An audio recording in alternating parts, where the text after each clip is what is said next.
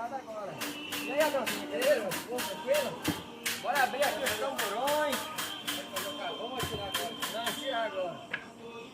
Tirar aqui, ó. Não, aí eu tô tirando.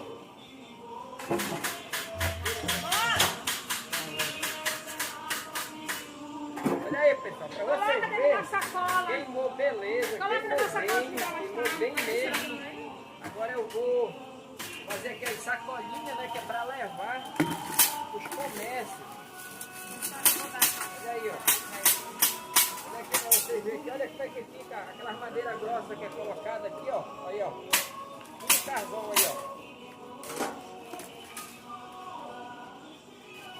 Olha aí, pessoal, aí, ó.